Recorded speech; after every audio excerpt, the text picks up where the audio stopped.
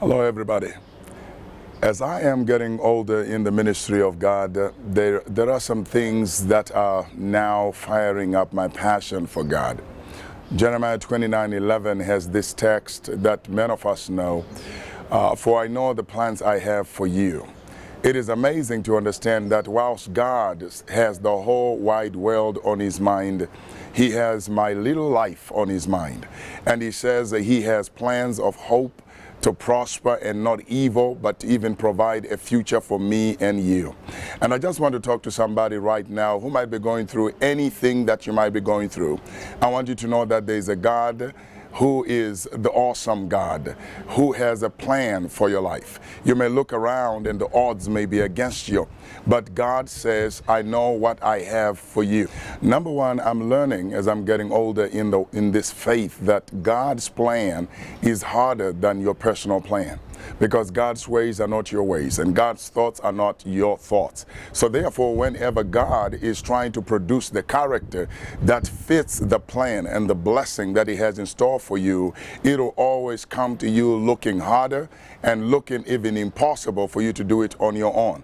You go through the Bible, there are many champions of God that he used who went through some very difficult times. You're talking of Moses, you're talking of Abraham, you're talking of Joseph himself, even Esther. There was a high risk involved in the plan of God, because God, we grow when things are hard. It is the hard things that develop us and make us even grow.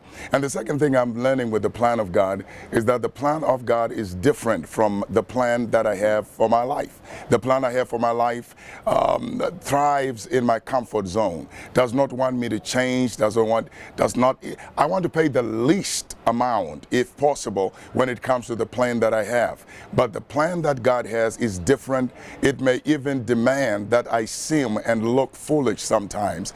Well, maybe even ridiculous. Why? Because God's plan is always different from mine.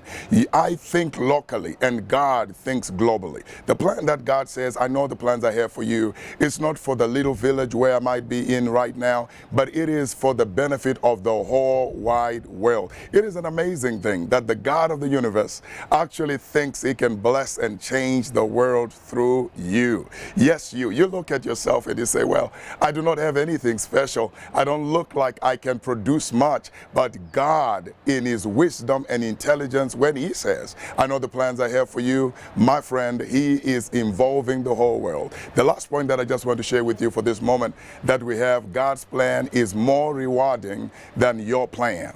It does not matter how hard it is. It does not matter how different it is. When the plan of God is over, we shall all rejoice, and we will look and really look that whatever we did put into it was not even anything in comparison to the big reward that God has. So thank God he is the only one with the plan, and thank God I do not know the plan. All I need is to live one day at a time, and with his guidance, the book says, the steps of a good man are ordered by the Lord. So my friend, as I conclude, be willing to move your feet, because God is willing to guide your steps.